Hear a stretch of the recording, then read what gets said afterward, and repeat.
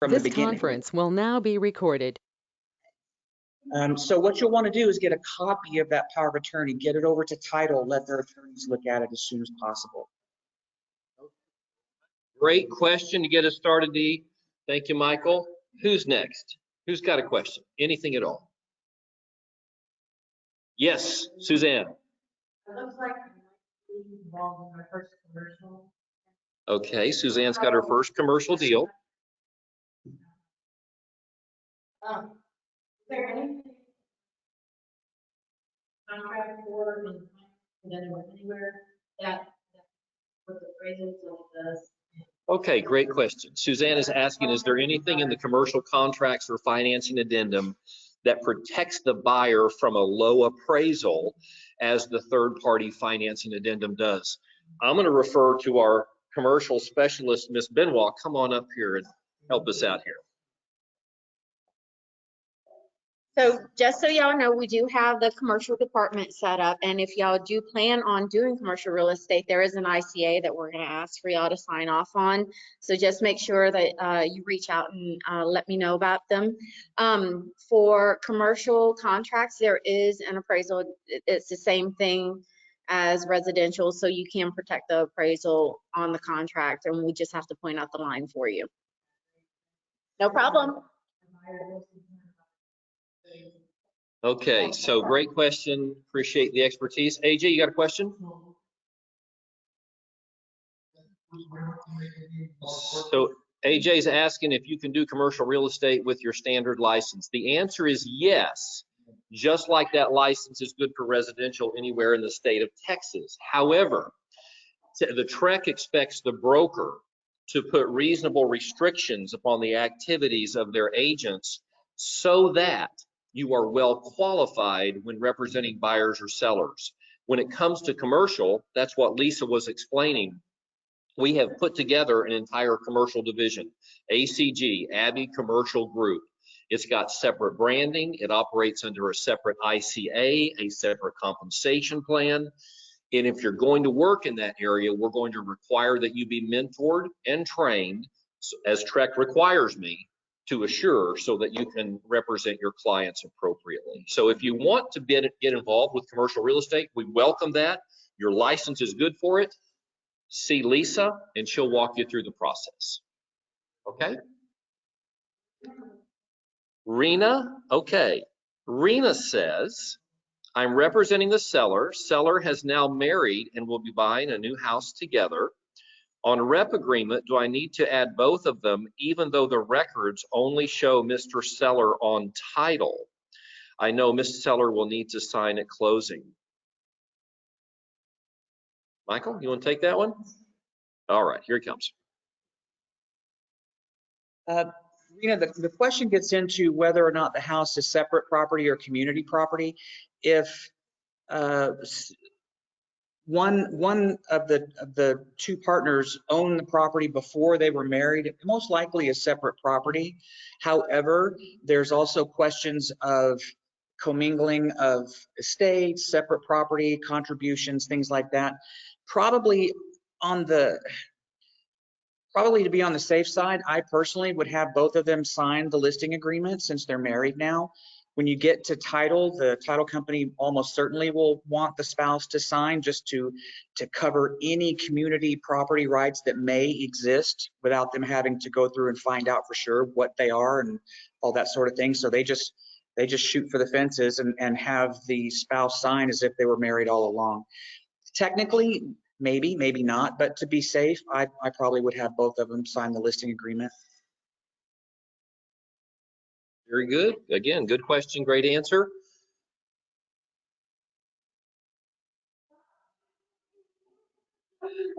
Oh, they have questions. They're just being shy. Okay, Suzanne, is that another question?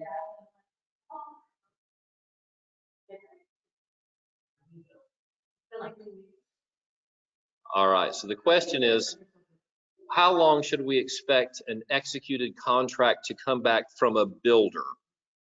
So what you're saying is that the buyer has signed the contract and we're waiting on the builder to sign it. And you're 2 weeks in without a contract yet? we sold to them, Yes. but that remains. So Mary and I signed on a new build in January. We had the same question and the same frustration, and it was probably 3 weeks for us. Yeah, once they know they have a buyer on the hook, they seem to lose some of their motivation. Yes, Michael?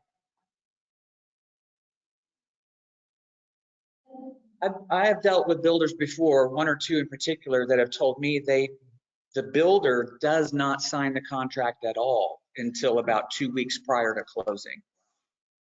I guess that's their way of having an escape clause, but there are.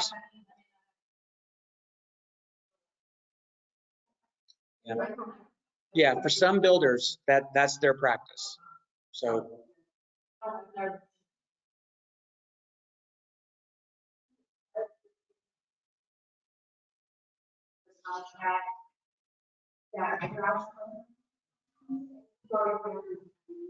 Yeah, so Stephanie is saying that they got theirs back quickly. So it really does depend upon the builder. KB won't sign until 2 weeks before closing. Okay, great. Yes, Margaret. Yes.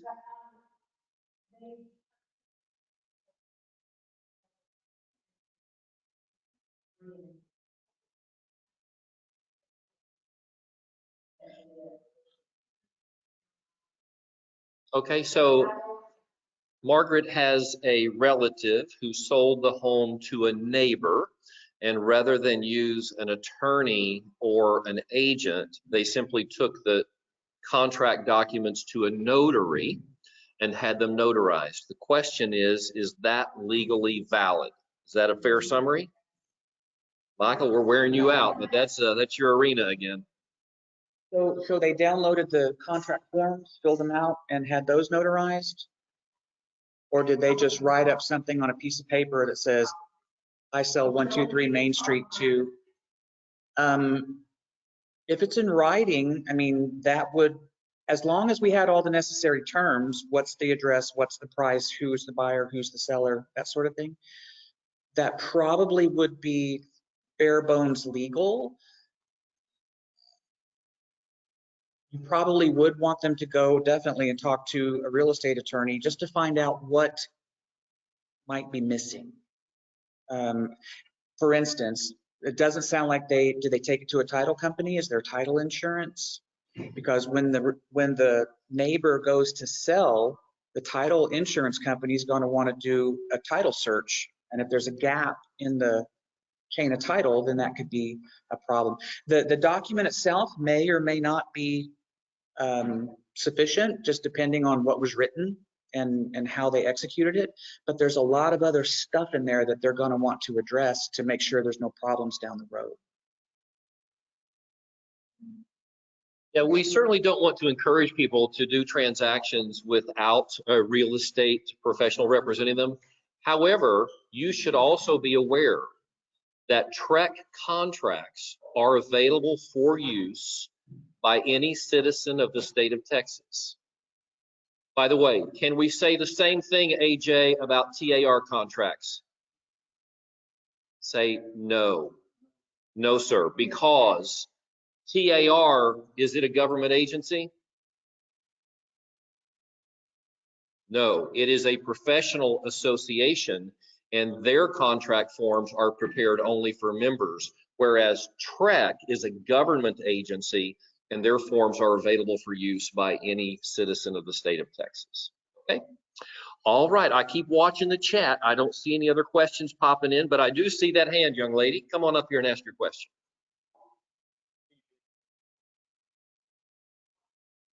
So, what's the date today? In about 10 days, all the new contracts are going to be in place. My question is, what if somebody submits an offer and they use old contract instead of the new contract?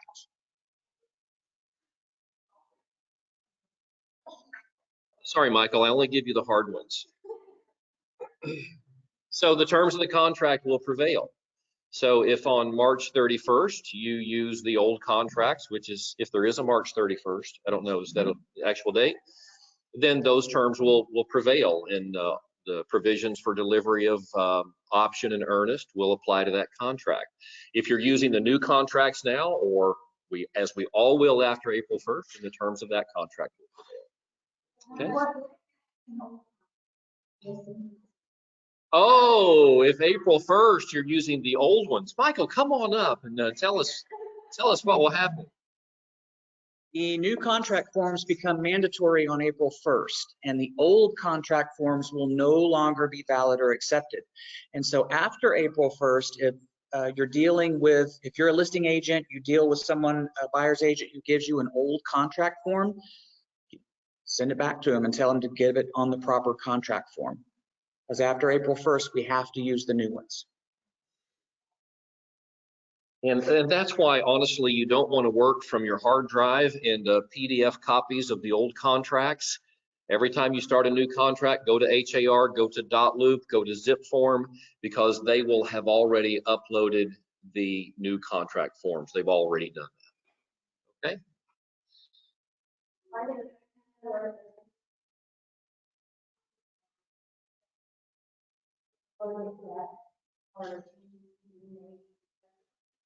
So Stephanie is asking if any additional addendums will be uploaded, and Lisa says they already have been. So all of the online forms providers are already updated, and that's why you need to go there every time. And that way, it assures for several weeks now.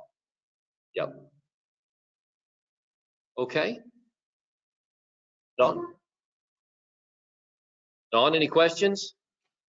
So we're getting lots of contract questions, which I absolutely love, but I want you to know you can ask anything. I mean, you can ask about, how to build your business, how to get more listings, how to grow your database. It is truly an open forum. And if we don't know the answer, we'll ask Stephanie. We'll get her up here. Got a question? Okay, AB, what's your question? Maybe that was a mistake. Oh, no, I'm here. Okay. Well, that's Ann. Well, you unmuted yourself. Did you have a question for us? I do, actually. Okay, fire away. So I was reading this on a HAR Facebook page for agents, and it was a big argument back and forth between agents from all sorts of brokerages, and I never felt like I got a real answer, although I feel like I know the answer. But anyway, it's about the listing agreement, and I'm sorry I don't have it in front of me, but it's the part where you say whether you're going to pay 3% to non-MLS people. Do you know what I'm talking about? Yes, and I do. Carry an on. agent was saying that means that buyers can come in and ask to be paid 3%, unrepresented buyers. And that it's, and this agent has been in for 40 years, and he said it's a big issue with TREC and everybody needs to know this. And I've never heard anything like that.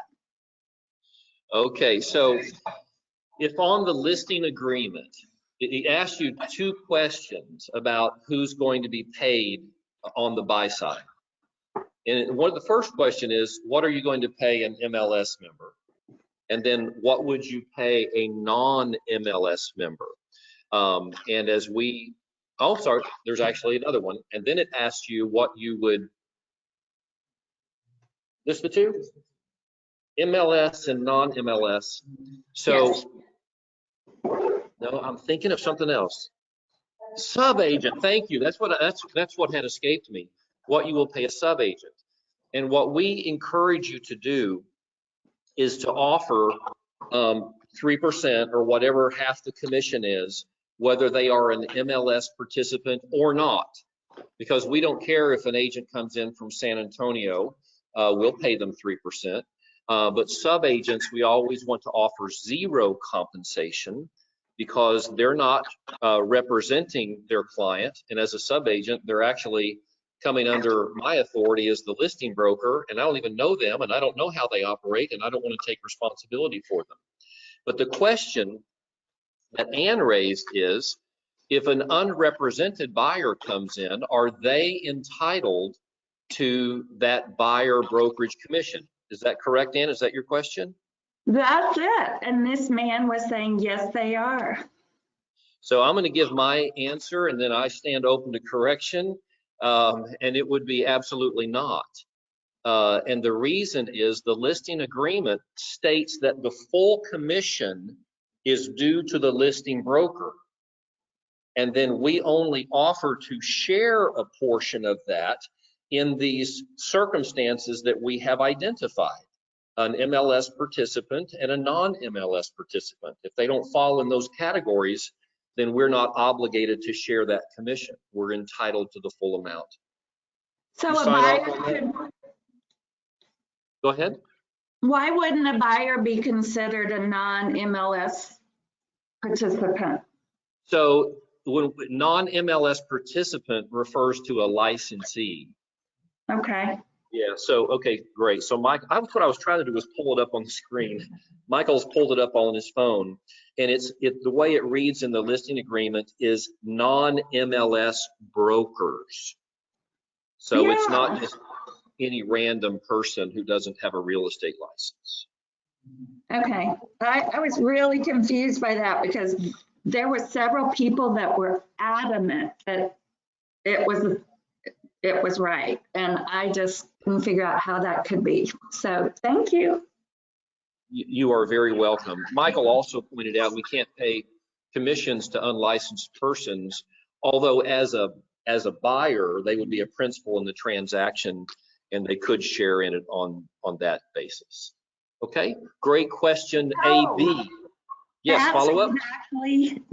That's the stand he took, that they are a principal if they're not represented and they could take the 3%. Okay, that is at the discretion of the listing broker. They are not entitled to it at all.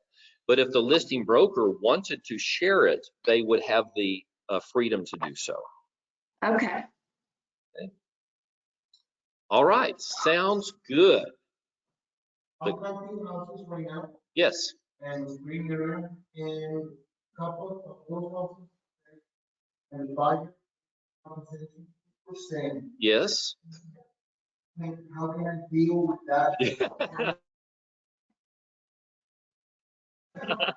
So AJ says he's working with a buyer showing homes in spring, and some of the MLS offers of compensation are at 2%. The question is, how can we deal with that? You know, how they expect us to run a business and pay our bills on that. You're going to see that more and more and more because it is a seller's market and they feel in complete control. In fact, many of them don't feel like they should pay us at all. I'm actually shocked that we have not seen more FSBOs on the market, because normally that's what happens in a market like this, is they try to bypass realtors altogether. But virtually every seller right now is going to really try hard to negotiate your commission down. One of the things that I recommend,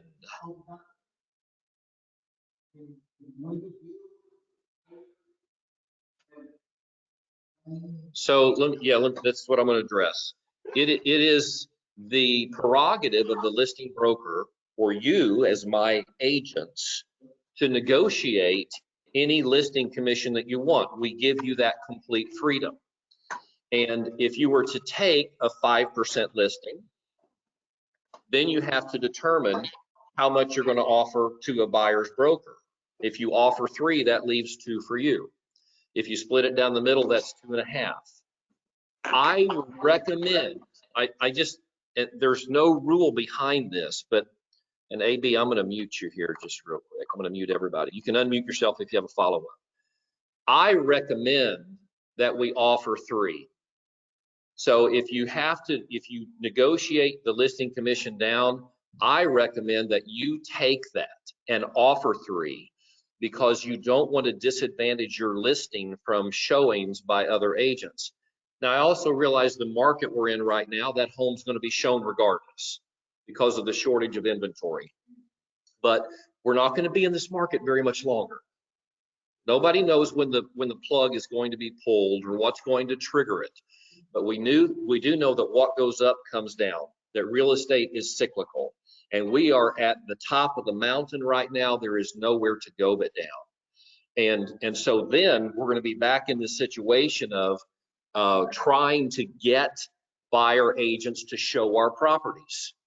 And it's in the best interest of our sellers to be offering a competitive compensation rate.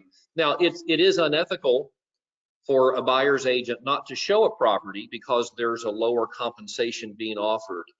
But we know that human nature being what it is, some of them will not be shown. So yes, Michael, come on up. I just real quick, I didn't mean to interrupt. I wanted to follow up on what Frank was saying.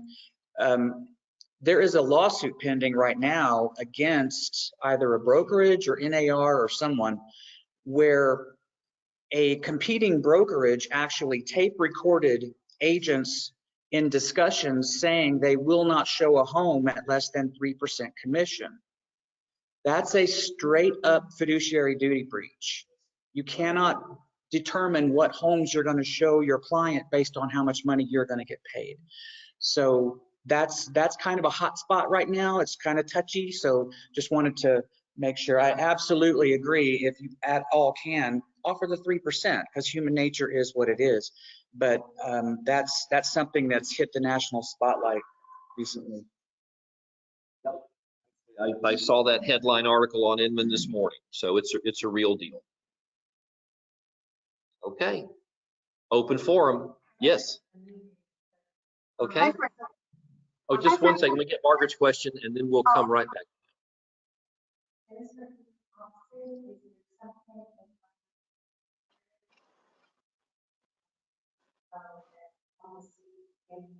Yes. So Margaret is saying that she's just signed up for OpCity leads, and your question is, when you speak with that prospect, what can you say to them to attract them into a working relationship with you?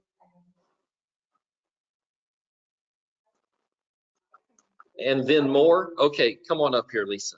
And then I think, Kevin, you had unmuted yourself. We'll come back to you for the next question. So real quick, for those of y'all who are on OpCity and want to get more leads or want to get on OpCity, actually have a little video. The best thing that you should do when you get an OpCity lead is actually keep the person on the phone. That very first time when OpCity sends you a lead, they actually record that phone call and then they gauge how good is this person versus, you know, are they going to follow up or do they know what they're doing? And so recently we started teaching agents how to have conversations. We gave our newer agents, hey, ask these questions, and they watch my little video right before they get on there, and they have been getting $200,000 and $300,000 leads. So the key is to keep the person on the phone, engaged, smile while you're talking. Just know that they're listening in, because if you tell them, hey, I'm going to call you back, when's a good time, you get all your $900 to $1,200 leases. So make sure you keep them on the phone, and you'll be perfect. Okay. All right. And then Kevin, why don't you go ahead and jump in with your question?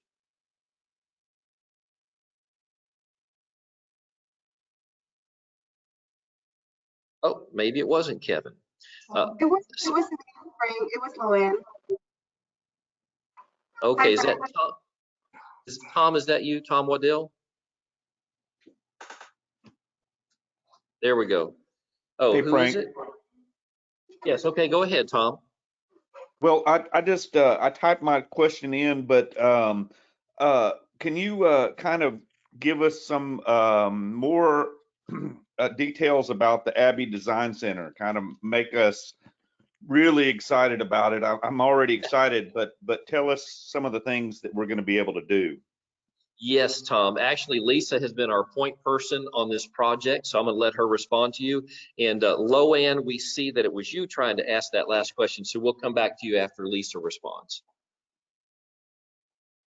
So Tom, I'm going to make it a surprise, and you guys all have to get in the owner and the owner of the design center, who did all our graphics, is going to actually do a training. But for everybody who is having issues making their own postcards, they're going to be pre-designed. You drop in your picture, drop in your information, it's gonna be loaded into it. You can actually, you don't have to download and then go to Vistaprint or some other website. You can actually order right off the site, and you can pull your mailing lists. So a lot of us are having trouble pulling mailing lists. Who do we mail to? Or what area should I market to? They're going to be able to help you pull the mailing list. They're going to stamp your flyers, your mailers, or whatever it is you want to send out, or whatever it is you want to print in PDF and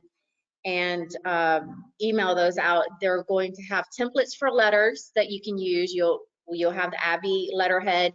You can send out letters for divorces, foreclosure, short sales, and that's at top of mind right now because I actually had to take the new instructor course for SFR, so we have that coming up. But Tom, does that make your mouth water a little bit? Yeah, that's good. It's just a ton of marketing material, and it is branded to Abbey, and it's going to help the agents, everybody get better marketing faster. You don't have to wait. Yeah, I see Teresa and Jenny's questions. We're going to get to you. We promised Loanne. There's more. We'll scroll up, but Loanne, go ahead and unmute yourself and ask your question. Hi, Frank. I just want to go back to the discussion earlier about the seller rep for like split commissions. You mentioned that you recommend 3%, and us taking like the lesser amount. Would you still make the recommendations? Because most of the time, the buyer kind of search the property themselves as well. They have access to Zillow and HAR, and they show you which property they want to see as well. Taking in that consideration, will you still make that recommendation? Either of y'all follow. So Loanne, you have got a difficult connection. Would you mind putting that question in the chat, and then we'll be able to understand the details and we will respond to it. Okay, I'm gonna do that. Sorry, I'm sick too, so my voice is not really good right now either. So let me type that. Okay, thank you, Loanne. Thank you. So let's check a couple of these questions. Rena, in this crazy market, is it really beneficial to advise our buyers to pay 10 to 20 over sale price to get a home? What will happen a few years down the line when buyers want to sell and they will be either upside down or not able to make money because they overpaid when they purchased it? So the answer to this is very subjective. This is not a legal question. It's a what do you think? And the premise that I always work from and that I encourage all of you to work from is that of a consultant. Your job as a real estate sales professional is to identify the options available to your client and the likely consequences of each of those choices. And then you let the client assume their role, which is that of decision maker. So Rena, I don't think it's our call if our buyers want to pay $10,000 or $20,000 over list price. I think we need to have the discussion that you raised in the chat about potentially not developing equity. They could perhaps even go into a negative equity situation if we have a big market drop. However, that's not our call. It's their money. So once we describe potential consequences, we let them tell us what they want to do, and we use all of our powers to make that happen. So just in summary, we are the consultant. They are the what? The decision maker. We're the consultant. They're the decision maker. Okay. Let's see, Teresa, can you refuse to show a home if you don't feel safe in the area it's in? That's a great question. Lisa, tell us what you think. Oh, you want me to take that? I'm happy to take it. I will. So we're getting lots of recommendations for bodyguards here. So Teresa, as your broker and as your friend, I would say that you should never, ever put yourself in a situation where you feel unsafe. Whether that's going out to an area that you feel like may be dangerous, or maybe a certain time of night, or maybe meeting a buyer for the first time at an isolated area or by yourself. So just, there's no commission in the world worth your life and your well-being. If you find yourself in a situation, let's say that you know the buyer, so that's not an issue of trust with the buyer. It really is just risk on the location of the property. Then I would suggest you buddy up with another agent, get some big hairy dude, I think somebody said, to go out there with you, somebody scary, or refer it out to somebody else who doesn't have the same safety concerns. We certainly want to serve our clients, including those that live in areas that are not as safe as others, but we don't want to do that at personal risk to ourselves. So either buddy up, partner up, or refer it out. Okay, hope that helps. Jenny Gonzalez, yes, follow up on that question or a different question?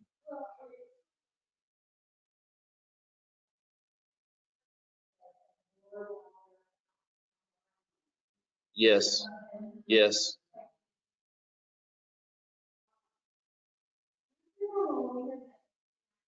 Yes.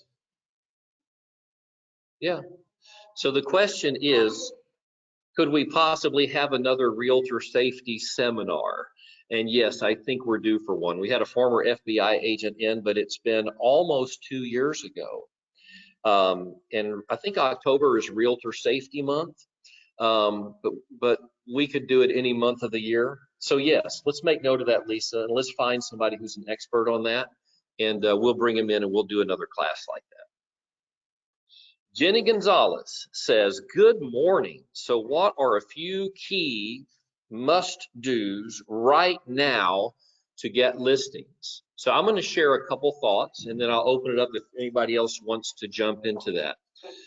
So Jenny, in a situation where the listings are being snapped up and multiple offers, and you're perhaps even losing buyers out of frustration, they may be firing you, blaming you for the market that we're in because you can't get the job done.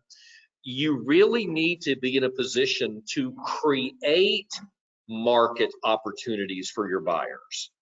In other words, to bring them homes that are not on the market. This is called fishing upstream. AJ says, how do you do that? AJ, you are in the right place. So I'm going to give two specific suggestions for creating inventory for your buyers. One, host open houses in the neighborhoods where you have buyers for.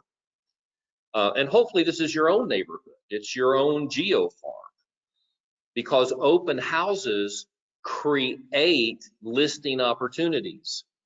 Although this is not a normal part of my open house marketing strategy, in this market it is.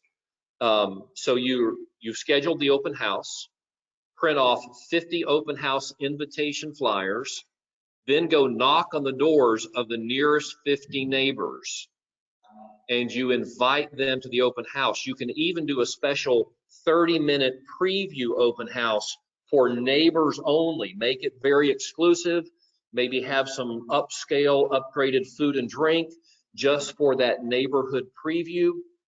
And in those conversations with the other 50 homeowners, and this is one of the few times that I would ever recommend you actually knock on the door. It's not going to do any good just to leave the flyer. You're wanting to have the conversation. So if you're a big scary guy like me, when I would do this, hey, it is what it is. You know, I always made sure I was branded, and I physically would carry a yard sign with me to the front door, or an open house directional sign, because I want them to be able to see from the curb that I am a real estate professional, because I want them to open the door and I want them to have a conversation.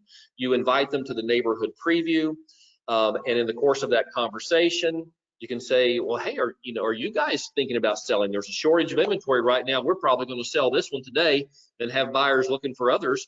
If you've ever considered selling, this could be the opportune time.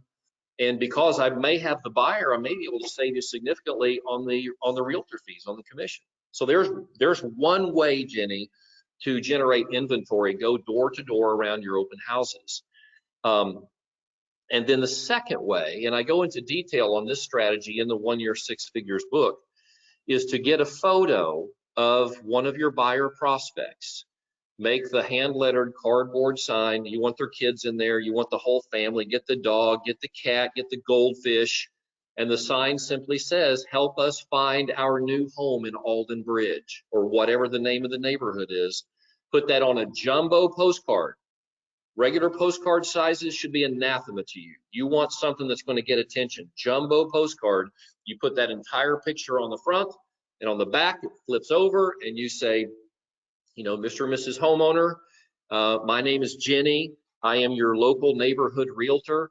I want you to know that I have 17 families right now who are desperate to move into Alden Bridge. The Smith family, whom you see on the other side, is just one of the 17. If you have ever considered selling your home or would consider selling any time within the next year, please call me immediately. I may be able to save you thousands in realtor fees since I already have the buyer.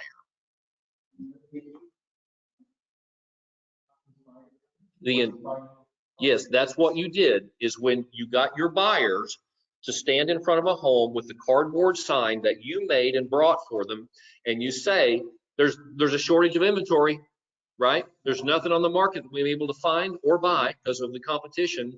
We're going to fish upstream and try to generate some opportunities that other real estate agents don't even know about. They will very happily stand there with the sign, and you'll generate multiple listing opportunities off that strategy. So those are my two ideas. Anybody else want to jump in?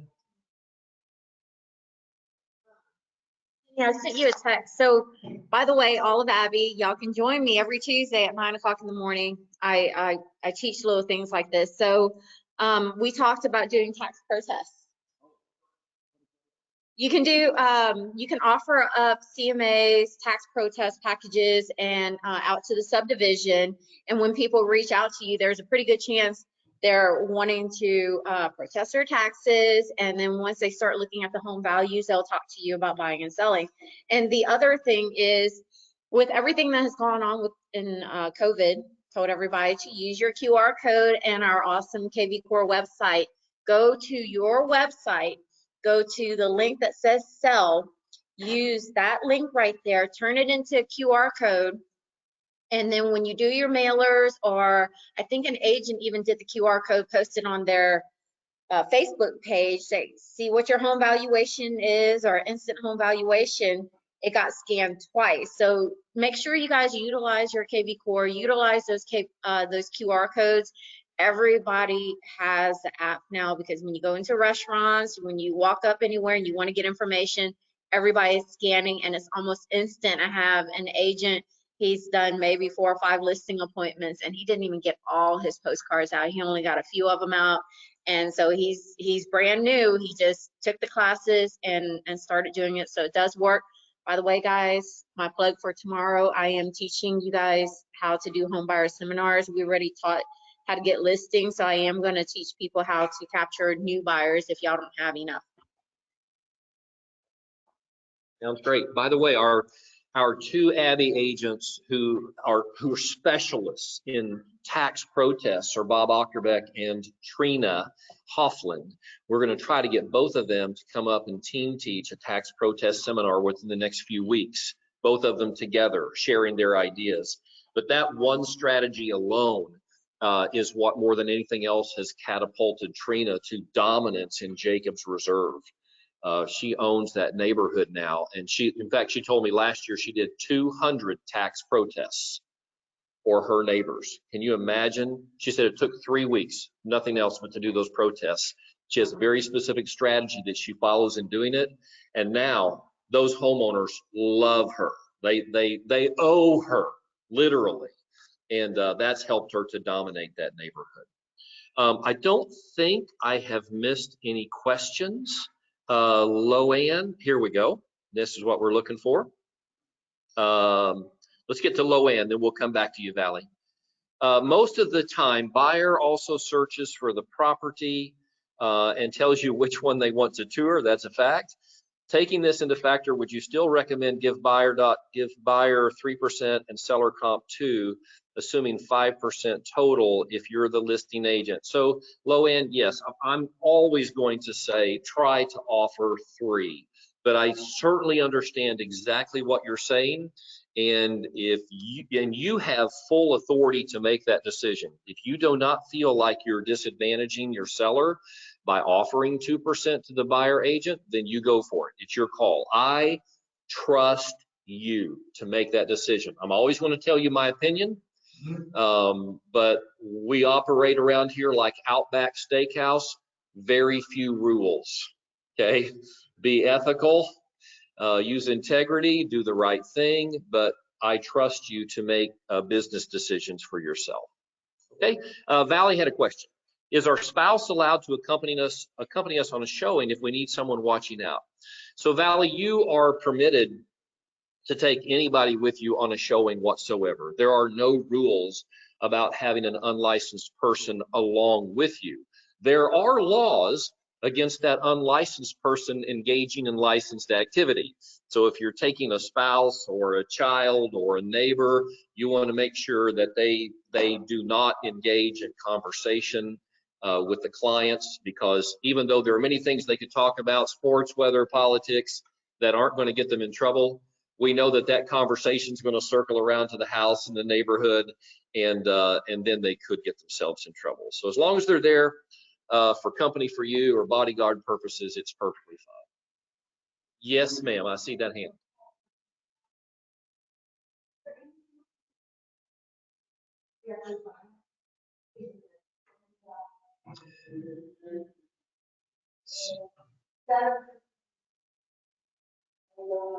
So the question is there anything we can do to help an FHA buyer? And the issue is that the seller is not accepting the FHA financing contract.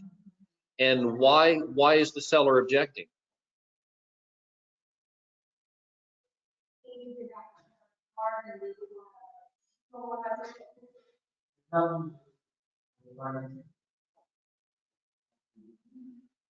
You're saying that FHA is not on the list of acceptable loan programs on the listing agreement? Yeah.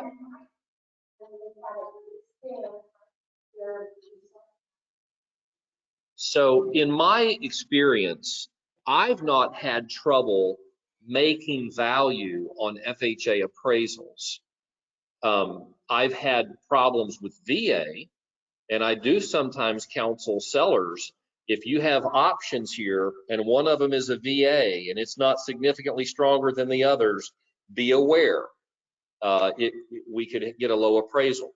And I realize there are people who will argue with me about that and say that VAs are just like any other appraisal, but I'm just thinking from my narrow experience, the biggest appraisal issues I've ever had have been on VAs. I've never had that problem with FHA. You want to? Come on, Lisa. So if the listing agent isn't accepting VA or FHA, there could be problems with the house. And maybe that's why the sellers don't want to address it, because they don't want to do any additional fixes. But if you're looking at multiple offer situations, I'm looking at maybe 15 to 20 contracts a week right now. And you need to learn how to make your contract stronger. So having the highest and best does not always win. I actually had an agent yesterday.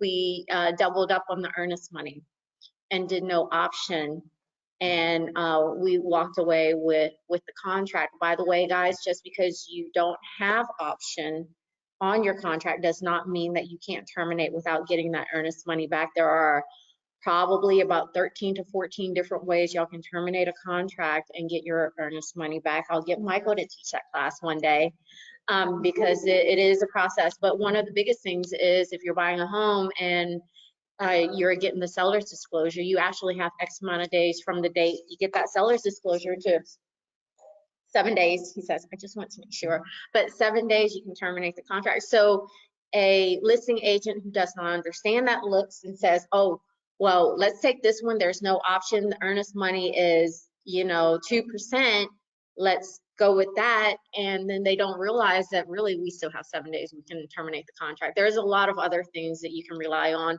but you know, don't ask for a home warranty, and you can offer to pay for it if you really want to get into that. Double earnest money, no option. Those are the major items. And just make sure you have a clean contract.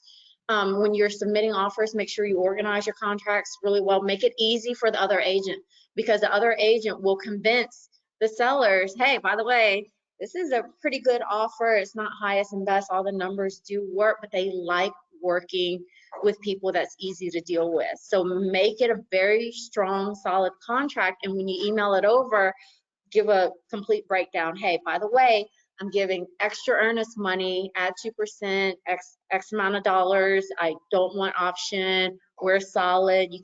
The lender is willing to make a call. Get your lenders to call the listing agent and say, hey, by the way, XYZ buyer has a really strong financial background. If we need to adjust the loans or make the amounts higher or whatever, and just make a connection with that listing agent. And sometimes the FHA will win over a cash and conventional.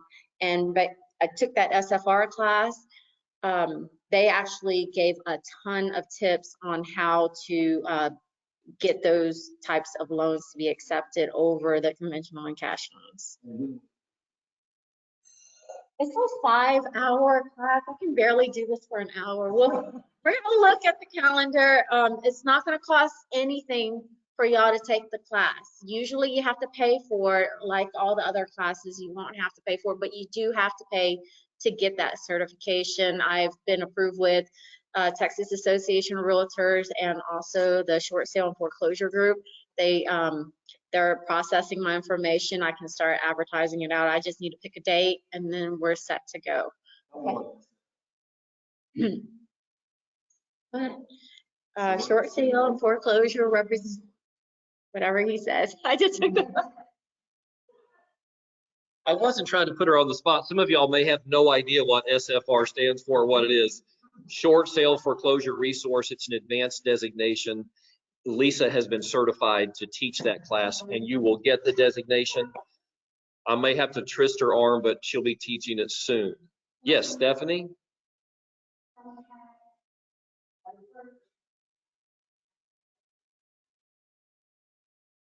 Come on up here and ask this.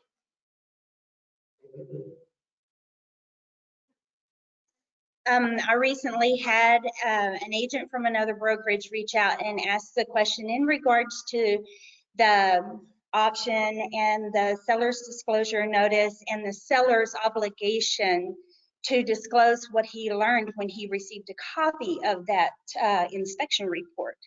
So her question was, does he have to make a change on the seller's disclosure notice regarding having that inspection?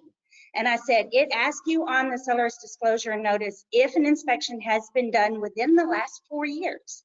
If it has been done within the last 4 years and he has a copy of the inspection report, do they put that on the seller's disclosure notice? Because it was a matter of who owns the inspection report. So, Stephanie, you are referencing one of the 2 seller disclosures available to us. It's the TAR, which asks the question, have there been any inspections in the last 4 years? And if the answer is yes, provide a copy of the report. Those of you all who sit in my classes know that I strongly recommend you never use the TAR seller's disclosure for that very reason, because it's quite possible that your sellers, there have been inspections on their property in the previous 4 years, but they don't have copies of the report. It may have been done by a buyer who didn't complete the transaction and they didn't want to give this $450 report for free to the seller. There's all kinds of circumstances, and there are court cases, we cover this in Legal Update 1, that if the seller uses the TAR disclosure and there have been inspections and they don't have copies of those reports, they are all automatically in default of their own disclosure. So use the TREC disclosure, which doesn't ask the question. Now, on your question of if there is an inspection and the seller learns of more information about their property than they knew when they filled out the disclosure, do they need to update it? Michael? Yes, they do. The seller's disclosure is an ongoing duty of disclosure right up until the closing date. And so if any material stuff changes, they get a new inspection, or during the time between the listing hits the market and whenever there's a giant freeze and water pipes bust and all that kind of stuff, then yes, you have to update the seller's disclosure. There's a specific form that you can use for that. I don't remember the number, but it's update to seller's disclosure form, something like that. And it's essentially just a single sheet of just blank lines where you can literally just free write anything in there. But yeah, if you're using the TAR seller's disclosure notice, and if there is an inspection and the transaction busts out, the home is back on the market, the seller does need to update the seller's disclosure notice and attach a copy of that inspection report. By the way, let's say they're using the TREC disclosure, so there's no responsibility to disclose whether inspections have been done or provide copies of reports. What happens, and I'm posing a question to you, the seller's using the TREC disclosure, a buyer has an inspection done, but then they decide to bust out and they do not provide a copy of that inspection report to the seller. Is the seller obligated to update the seller's disclosure? No. You're all correct. The answer is no, because why? Why is the obvious answer no? They don't have any new information about their home. Uh-oh, the attorney has his hand up. Come on, Michael. Frank's absolutely right. You do not have to update the seller's disclosure if you're using the TREC form just because there was an inspection. But if the inspection were to reveal some material problem with the property, you always have to disclose material facts about the property condition. And so in that case, the seller may want to redo their TREC seller's disclosure to include that. Let me just defend myself. I was operating under the presumption that the seller did not receive any information. The buyers just said, we're walking. So, but yes, if the seller becomes aware, then they must disclose, even if they don't have a copy of the report. Yes.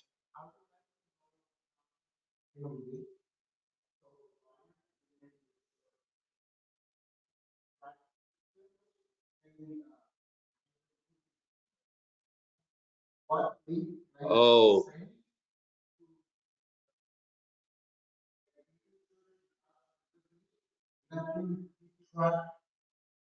Okay, do you understand what he's asking? Okay, come up here.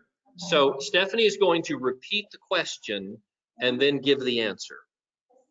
He was wanting to know if there was a link or a specific way that you can keep track of the homes that your clients are looking at. I like this home. Okay, so we have a preferred client app through HAR, and if you sign them up through your app, you can do it from your mobile phone. When you click on that and you add them to the list, you can see the homes that they are looking at, and then you communicate with your client through the app. Okay? Did that answer your question? Okay. If you want to track what your clients are doing, sign up for the Platinum app. And then anytime they heart something, you'll see it. And then you can also set them up on the Matrix portal. And you'll be able to track what they're doing, what homes they're looking at. And they can also add homes if you're using the app. Okay?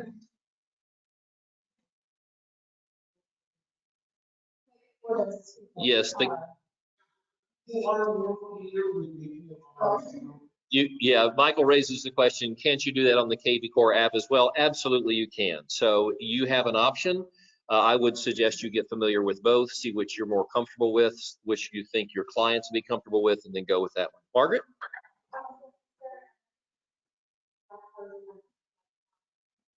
Yes.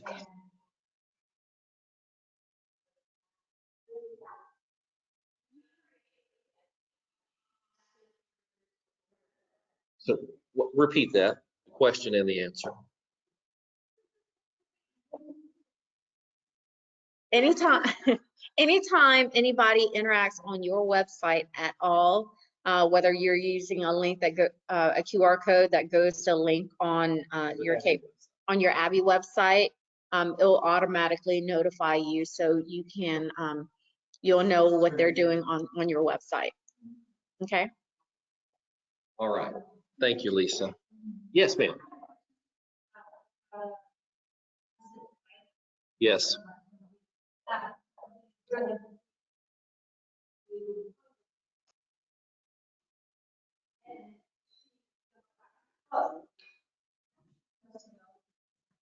Yes. Yes.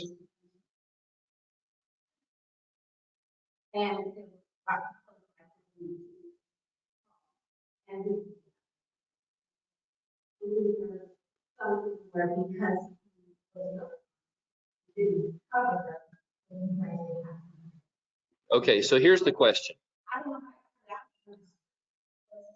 So in a recent freeze, a seller was due to close a couple days after the freeze. They were warned to cover their pipes. They didn't. The pipes burst, and therefore the seller was not able to close on the scheduled closing date. So the question was, can the buyer force the seller to extend the closing date? Was that what you're asking me? So that question is addressed in paragraph 14. Well, 15 is default, 14, let's look it up. Hold on. I think I got the new one right here. Let's see. Boy, paragraph, it is 14 still. So paragraph 14 of the 1-to-4 family contract answers your question. And it states that if due to some casualty loss, which would include frozen pipes, the buyer has multiple options. One of those options is to trigger a 15-day postponement of closing to give the buyer time to make the repairs. The buyer can also cancel the contract and get their earnest money back, or the buyer can accept an assignment of the insurance proceeds. They have all these options, although if it's a financed transaction, the lender may have some heartburn over the assignment of proceeds, meaning that the repairs will take place after closing. So if it is financed, you may want to check with the lender, but that probably won't be an option. Yes. Yes, so the buyer in that case would trigger the 15-day. They have complete authority to do that under paragraph 14. Okay, great questions. Anybody else? Let me check online, see if we've missed anything. Frank, I have a question. Yes, go ahead. It's Ann. Yes, hi, Ann. So I'm confused about the seller's disclosure because I've been following you on seller's disclosures for years, and this feels like a bit of a flip. Like now we're, I'm sorry, seller's disclosures and disclosing inspections. So now we're being encouraged to use the TAR so that we don't have to disclose. I mean, use the track so we don't have to disclose inspections if we represent, or the seller doesn't. And if say we were using TAR and then a buyer, TAR, and a buyer came along and did an inspection, can the seller then just flip to a track disclosure and repost it and now not have to disclose that they had an inspection? So here's the situation. So I strongly recommend the track disclosure. I've been doing that for many, many years.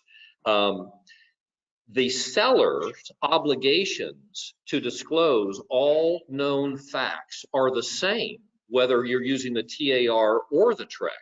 The seller cannot hide information. The key difference between the two is that TAR asks the question, have there been any inspections in the previous 4 years? And if the answer is yes, you must provide copies. And since many sellers do not have copies of those inspection reports, they create additional liability for themselves. What I have always taught, and this is, I think, where maybe some of the confusion comes in, is that the seller must disclose everything they know. If there's an inspection and they learn new information, whether it's on TREC or whether it's on TAR, that new information must be disclosed. And this is so important that if you, as the listing agent, are aware of some issue, concern, problem with the property, and the seller refuses to disclose it, you have an obligation to disclose it. You cannot be a participant in the seller hiding information about the property if you're aware of it. And does that address your question? Sort of. I'm just, because I have so many agents who say they don't want the inspection when I represent the buyer. And then I Yes. feel like, and you and I've had this conversation, they're just, you know, they're avoiding having any Yes. knowledge of that. And you said, oh, I send it anyway, and then Yes. they have it. Yes. But as a, Yes. so as a buyer's rep, if they tell me they don't have it, I go to the previous contracts agent and ask if I can get a copy. Is that okay? That's perfectly fine, although in most situations, you're not going to know the identity of the buyer's agent who represented them on the previous offer, because that's not a matter of public record. But there's nothing wrong with asking for it. Their property archives will have the unconsummated offers. Okay, I learn something new every day. It didn't close. Oh, you mean from a previous closed transaction? No, I mean from a previous offer, like the house went under contract and then came back on the market. And then the listing agent says, oh, I never got a copy of the inspection. Well, Yes. then I go to property archives and see who the brokerage was and who the agent was. And then I Okay, well, contact them. That's what I mean. I did not know that it was available. So thank you, Ann. You've But increased my that's knowledge. okay. Stephanie?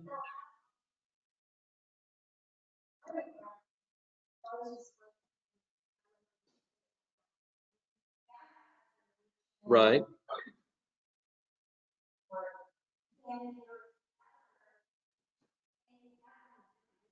Yes, yes. So if you start with a TAR disclosure, can you switch to a TREC disclosure? You can do that anytime for any reason, doesn't matter.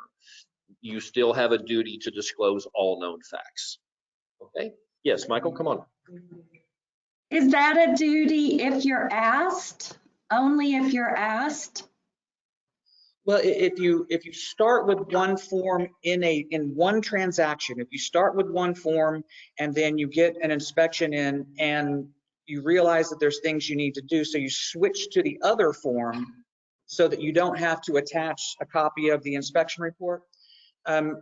There's nothing legally wrong with that. If I am the buyer's agent, that's throwing all kinds of red flags up to me. And so I agree completely to start with the TREC seller's disclosure notice. What I was seeing before we got into this hyper sellers market was a lot of buyer's agents then would say, as a condition of my offer, I want to see the TAR seller's disclosure notice fully filled out. And if that's the case, fine, here you go, I'll get it to you. The reason for the TREC one was, one, I didn't have to do all that. I've had a TAR seller's disclosure notice be over 100 pages long. Once I attached all the reports, I had 4 inspections done. It was, yeah.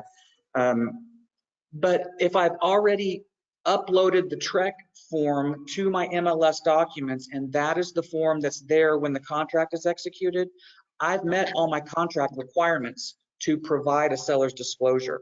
If they want to condition their offer on my seller filling out the other one, great, no problem. But that doesn't impact the fact that I've already met all my contract obligations. They don't get 7 days after I give them the one they asked for. Okay. Okay, very good. Thank you, Ann. Let's see. Kim, I do see your question. We'll come back to that in just a moment. Karen? So, I'm sorry. Yes.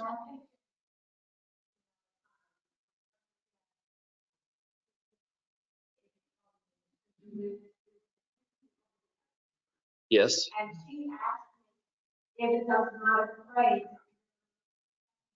Here, different. yes. Which they said they were, so we talked about it yesterday. However, that is form. Okay, great question. So Karen's scenario is if the buyer is paying well over contract price and the listing agent asks the question, are they going to be willing to pay that even if the appraisal comes in low? Do you need to memorialize the buyer's commitment in a contract document? And in unison, we all said, yes, yes. And what is the name of that document? It is known colloquially as the appraisal addendum.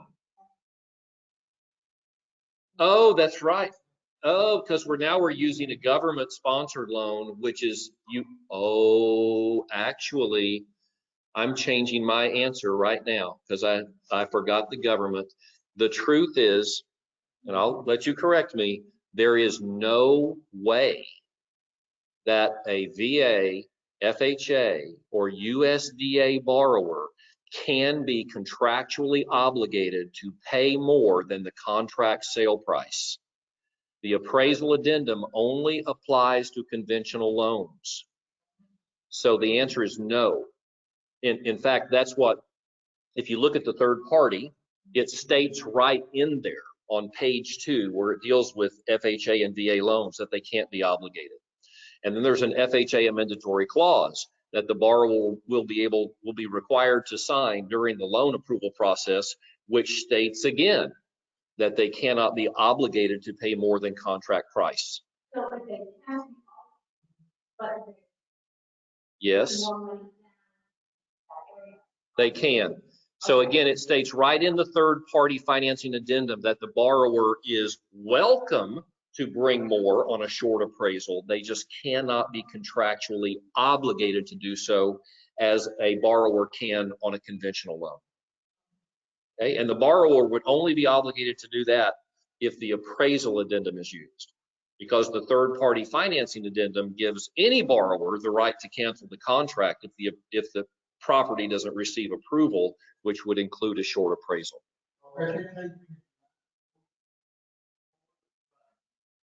If the borrower is getting an FHA loan, the borrower cannot be obligated to pay more than the contract sale price or the appraised amount. If the appraisal comes in short, they can't be obligated to pay more than that appraisal price. Okay? Yeah, that's how I meant to say that. Yeah, so that I think you probably just touched on it. Why are sellers maybe hesitant to accept an FHA or VA contract? It's because they cannot be obligated to make up the difference. Whereas on a conventional contract, they can be obligated. So yeah. So by the way, this is just a little personal aside. If you are submitting an offer at full price, you're submitting an offer and you have agreed on terms, and your buyer is not willing to pay over the appraised amount, do you need to submit the appraisal addendum with your offer? You're submitting an offer. Your buyer does not want to be obligated to make up a short appraisal. Do you need to submit the appraisal addendum?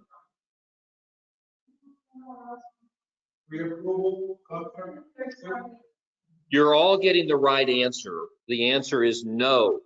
But the reason I'm saying this is I just saw an offer that came in with the appraisal addendum when it was completely irrelevant. The third party financing addendum protects the buyer in that situation. The appraisal addendum shifts power to the seller by obligating the buyer to complete the purchase, either at the full contract price or at some ceiling that they set and agree upon in the addendum. But the borrower who doesn't want to pay over appraisal does not need the appraisal addendum. The third-party financing addendum provides all the protection they need.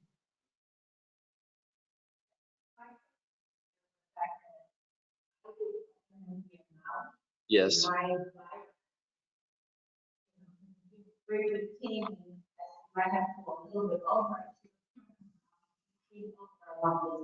Yes.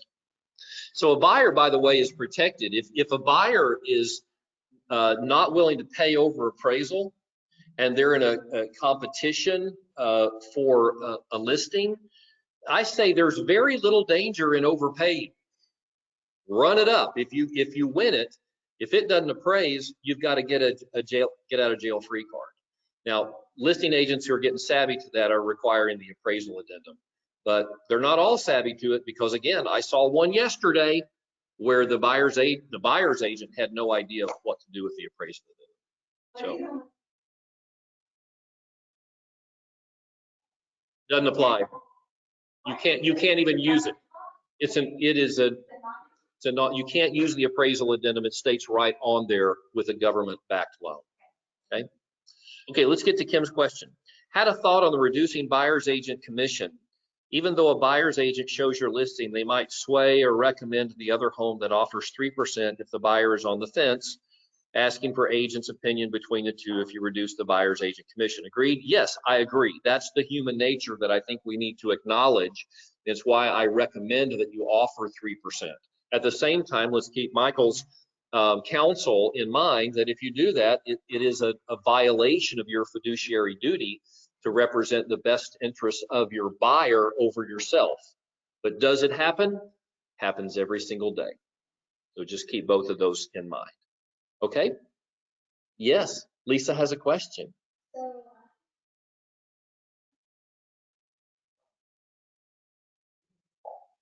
This has been coming across a lot. So my question is, I am going to take a listing for 6% and I host an open house and the buyer comes. And I told my sellers that if I bring the buyer for this listing, I'm only going to take 5%. Do I need to disclose this anywhere on the MLS? Is it, you won't see it? Yes. Do you know where? Yeah. Where it's called your commission is the buyer or the listing. So if you're a listing agent and on your listing agreement you say 6% and then you say, well, I'll take 5 if the listing agent brings the buyer. On your MLS, you must disclose. Other agents need to know that, hey, I'm going to reduce my commission, so the sellers may pick my offer over your offer. So on the compensation in the MLS where it says variable compensation, you need to select yes.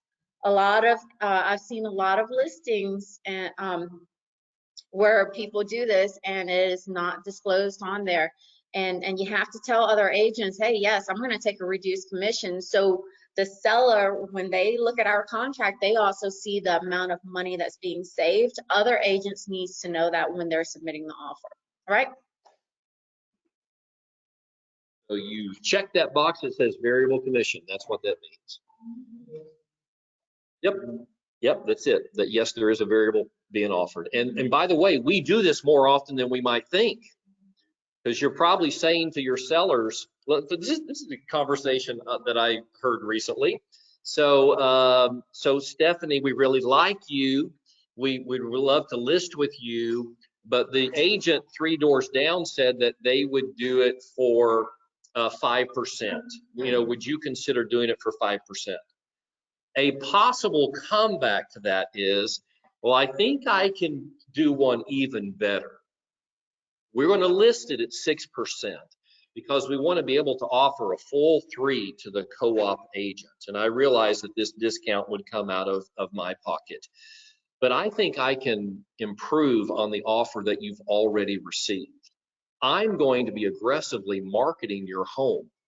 There's a very good chance that the potential buyer will contact me directly, either by seeing the home on the MLS or driving past the home and seeing my sign in the yard.